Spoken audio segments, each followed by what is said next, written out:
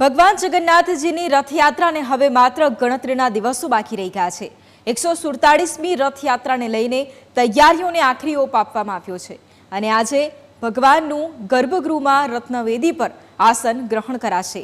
જગન્નાથજી, બહેન સુભદ્રાજી અને ભાઈ બળદેવજીનું આસન ગ્રહણ કરાશે। રથયાત્રા પહેલા ભગવાનની નેત્રોત્સવ પૂજન વિધિ થતી હોય છે। મંદિરે ધ્વજારોહણ અને મહાઆરતીનું પણ આયોજન કરવામાં આવ્યું છે।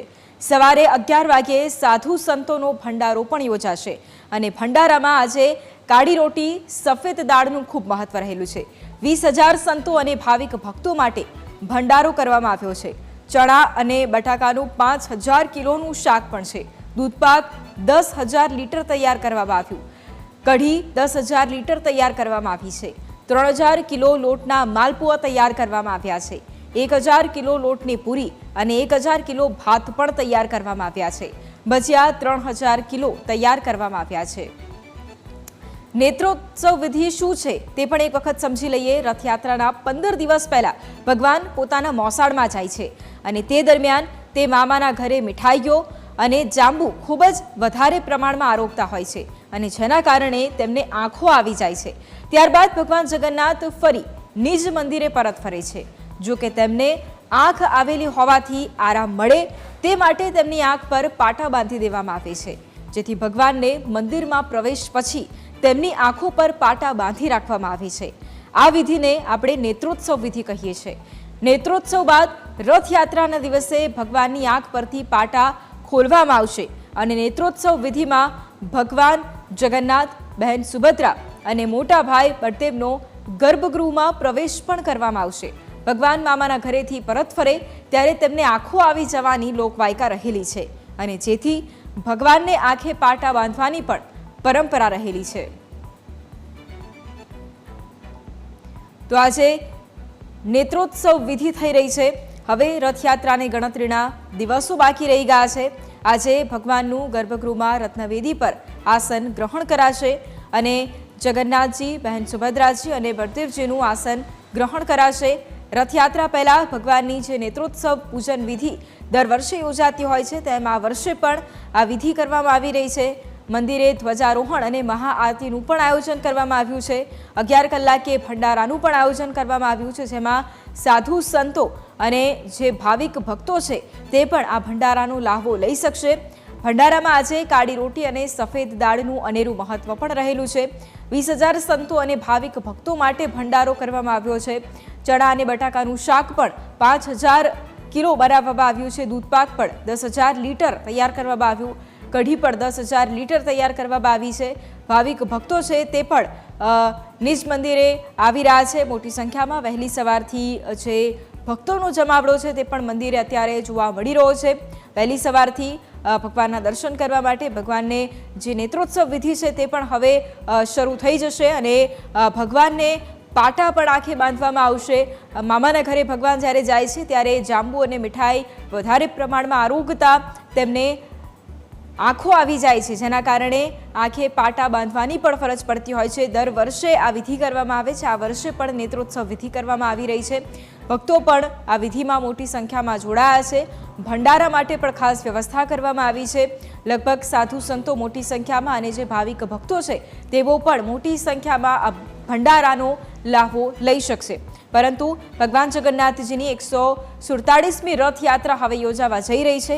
માત્ર ગણતરીના દિવસો અને જે તૈયારીઓ છે તેને પણ આખરી ઓપ આપવામાં આવી રહ્યો છે।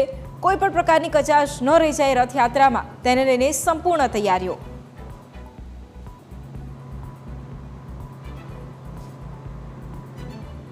સંવાદદાતા આશુતોષ અમારી સાથે લાઈવ છે। આશુતોષ, નેત્રોત્સવ વિધિ આજે યોજાઈ રહી છે, બીજી તરફ ભાવિક ભક્તોનું પણ ઘોડાપુર ઉમટ્યું છે। આપ અત્યારે ત્યાં છો। નેત્રોત્સવ વિધિ પણ થોડા સમયમાં હવે યોજાવા જઈ રહી છે। કેવો માહોલ છે ત્યાં? ભક્તોમાં કેટલો ઉત્સાહ છે?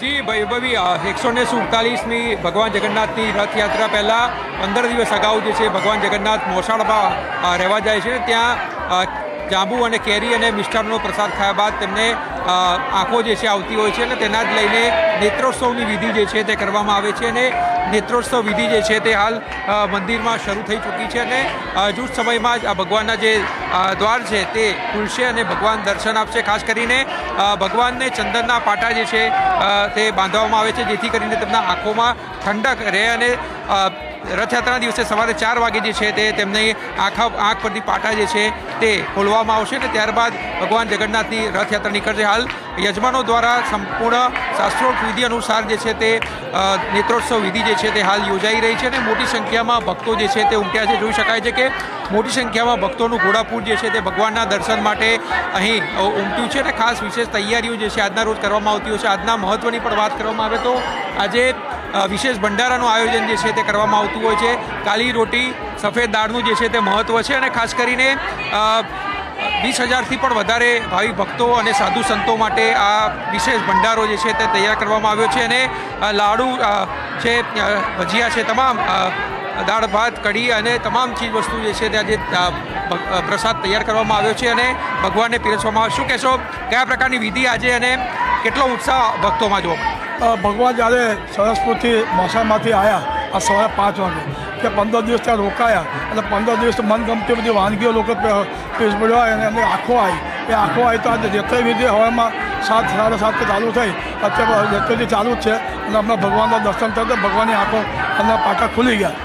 ધ્વજારોહણ પણ થશે, સાધુ સંતો ભંડારો પણ આજે થવા. અત્યારે ધ્વજારોપણમાં ગયા છે, બધા યજમાનો ગયા છે ઉપર અને ધ્વજા ફરકાયા પછી સાધુ સંતોને વસ્ત્રદાન થશે, પછી ભંડારો.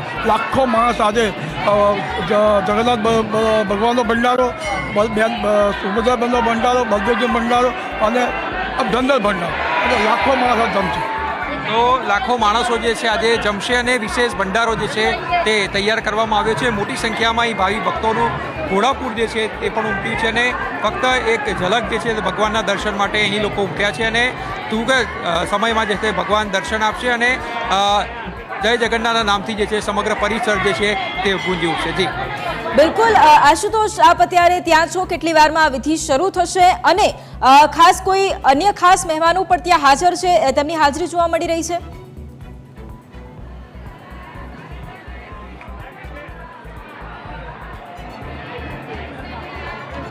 જે વિધિ જે છે નેત્રોત્સવની એ જૂથ સમય પહેલાં શરૂ થઈ ચૂકી છે. યજમાનો જે છે તે આ જે ભગવાનનો દ્વાર છે એની પાછળની બાજુ જે છે તે હાલ વિધિ કરી રહ્યા છે. શાસ્ત્રોક્ત વિધિ અનુસાર સંપૂર્ણ જે વિધિ જે છે તે ચાલી રહી છે અને જૂથ સમયમાં જ ભગવાન જે છે તે દર્શન આપશે. ખાસ કરીને લગભગ મોટા મોટા ઇન્ડસ્ટ્રીયલિસ્ટ અને જે પણ યજમાનો છે તે અહીંયા ઉપસ્થિત છે અને હાલ વિધિ કરી રહ્યા છે. જૂથ સમયમાં ભગવાન જે છે તે દર્શન આપશે અને ન ફક્ત અમદાવાદથી પરંતુ સમગ્ર દેશમાંથી સાધુ સંતો જે છે તે અહીંયા આવ્યા છે અને આ ભંડારામાં તેઓ પ્રસાદ જે છે તે ગ્રહણ કરશે. સાથે સાથે અમદાવાદ જ નહીં પરંતુ ઓરિસ્સા જગન્નાથપુરીમાં પણ આજે નેત્રોત્સવ યોજાશે. ત્યાં પણ આ જ પ્રકારની વિધિ વિધાન જે છે તે કરવામાં આવી રહ્યું છે. ભગવાન જગન્નાથની યાત્રા જે છે તે નિર્વિઘ્ન પૂર્ણ થાય તેની પણ જે છે તે પૂજા અહીંયા કરવામાં આવતી હોય છે. એટલે ભક્તોમાં તો અનેરો ઉત્સાહ છે પરંતુ પોલીસ બંદોબસ્ત પણ એ પ્રકારથી જે છે તે ગોઠવવામાં આવ્યો છે કારણ કે લાખો લોકો રથયાત્રામાં જે છે તે ભગવાનના દર્શન કરવા માટે આવતા હોય છે. આજે પણ મંદિરના પરિસરમાં બતાવશું કે કેટલી મોટી સંખ્યામાં લોકો જે છે તે અહીંયા ઉપસ્થિત છે અને લોકો સાથે વાત કરશું, જાણશું કે ક્યાંથી આવ્યા છે, કઈ રીતનું, ક્યાંથી આવ્યા છો? સાપુર. કેટલો ઉત્સાહ છે એક ભક્ત તરીકે? મસ્ત ભજન મંડળ ચલાવીએ. કયું ભજન ગાશો? કયું ભજન ગાશો? દ્વારકાનો નાથ મારો રાજા રણ. ગઈ બતાવો એક. કે દ્વારકાનો નાથ મારો રાજા રણ છોડશે, એને મને માયા લગાડી રે, એને મને માયા લગાડી મારા વાલા, એને મને માયા લગાડી મારા વાલા. દ્વારકાનો રાજો